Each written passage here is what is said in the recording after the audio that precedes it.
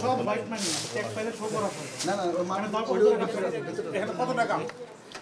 আছে আমি জানি কত টাকা নিয়ে যাচ্ছে কত টাকা আছে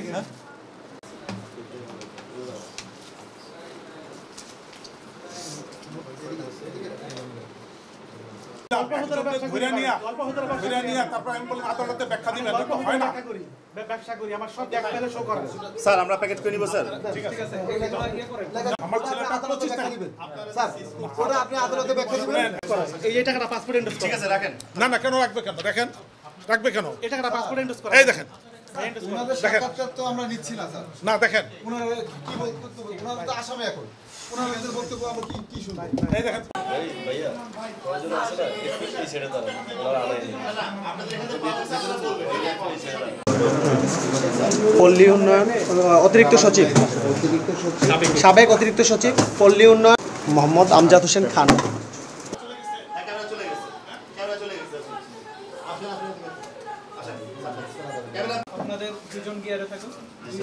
হ্যাঁ সমানের সঞ্চয় আমার মেয়ে আমার 30-35 বছর চাকরির জীবনে এখানে এরকম হয়েছে রাবার ভান্ডালয় খামের মধ্যে আমার বাড়ি ভাড়ার টাকা সেগুলো আজকে নিয়ে যাচ্ছে আমার ছেলে নিয়ে যাচ্ছে আমাদের সব ট্যাক্স ফাইল আমার মেয়েগুলো দেখেন কীভাবে কাঁদতেছে দেখেন ওদের কথা বলেন দেখেন ওদের টাকা সঞ্চয় টাকা আমার ওয়াইফের আমার ছেলে ব্যবসা করে সেদিন থেকে আসছে 25 তারিখে আসছে গত 25 তারিখে চায়না থেকে আসছে গত 25 তারিখে চায়না থেকে আসছে সেই টাকাই আমি বলছি যাবো এগুলো ইয়ে করো না এগুলো ভাঙ্গা ফেলাও হ্যাঁ এলে আমি বললাম যে ভাঙ্গা ফেলাও শুনে নেই 25 তারিখে লাস্ট পাসপোর্ট দেখাও পাসপোর্ট দেখাও আমাদেরকে যা আমল তা করেন আমি সারা জীবন কোনো অন্যায় করি নাই দুর্নীতি করি নাই কারো মাথায় বাড়ি দিই নাই কোনো ক্ষতি করি নাই দেশের আমরা সারা জীবন দেশের পক্ষে কাজ করছি আমি ডিসি ছিলাম ইউনো ছিলাম ম্যাজিস্ট্রেট ছিলাম সৎভাবে চাকরি করছি আজকে কোথায় কেউ অভিযোগ করছে আমি এত করে রিকোয়েস্ট করলাম এগুলো সব বান্ডেল করা হয়েছে এগুলো ওর ব্যবসার টাকা আছে আমাদের ট্যাক্স ফাইলে আছে ছোট ছোট টাকা 1000 2000 3000 5000 টাকা আমি দেখাইলাম ওনাদেরকে সবাইকে দেখাই সব কাগজ আছে এটা বেজ্জতি করা এটা আসলে শো করা ভাষায় রেট করা এটা আমার ছেলে বিয়ে করে নাই মেয়ে বিয়ে করে নাই আমার সব ট্যাক্স ফাইলে শো করা সব বৈধ টাকা 1 টাকা বৈধ নেই আমার ইনকাম ট্যাক্সে শো করা কেউ অভিযোগ করলো এটা নিয়ে যেতে হবে এমন কোনো কথা নেই মানুষের অপমান করা এটা কঠিন কাজ না আমি এই চাকরি করি নাই সারা জীবন কোনো 10 টাকা পয়সা নেই দুর্নীতি নেই আমার ছেলেটাকে নিয়ে না আমি বলতেছি আমার ছেলেটাকে আপনারা করেন না আমাকে নিয়ে যান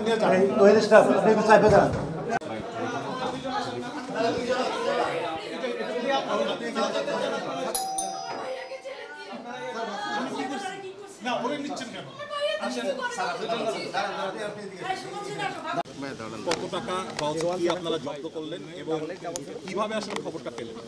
আচ্ছা গোপন সংবাদের ভিত্তিতে যৌথ বাহিনী অভিযান করে গোপন সংবাদের ভিত্তিতে যৌথ বাহিনী অভিযান করে আমরা থানা পুলিশ সহায়তা করি আমরা তাদের কাছ থেকে নগদ 1,09,50,000 টাকা জব্দ করি বাংলা টাকা এবং কিছু বৈদেশিক মুদ্রা জব্দ করি এছাড়াও 11টি আইফোন এবং 7টি ঘড়ি জব্দ করি। অভিযানটা কখন থেকে চলতেছিল এবং কতক্ষণ লাগে আপনারা অভিযানটা করলেন এবং কাদের আটক করলেন? অভিযান মোটামুটি 3 ঘন্টা ধরে চলছে আর বাবা এবং ছেলেকে গ্রেপ্তার করা হয়েছে। পরবর্তীতে নিয়মিত মামলা রুজু হবে এবং আমরা কোর্টে চালান দেব আইনগত ব্যবস্থা যেটা হয় আইনগত ব্যবস্থা নেওয়া হবে। এই জায়গাটা খালি নিয়ে লাগে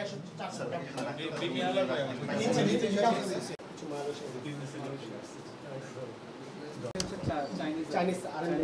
আরএমডি যেগুলো কিছু ইউএস ডলার আছে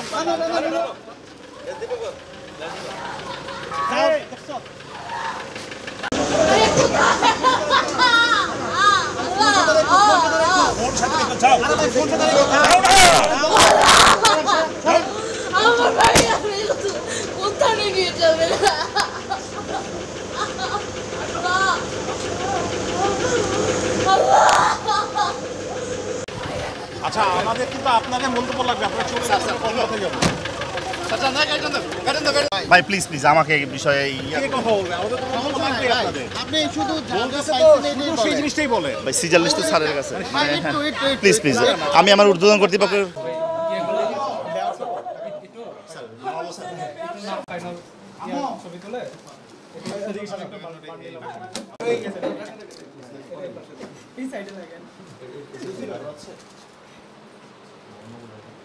আশিক কোথায়? 1,09,50,00,000 টাকা নগদ বাংলা টাকা। আইফোন কয়টা ভাই? তার ডাক্তার 2020 সালে সে রিটায়ার্ড করেছে। সমস্যা নেই,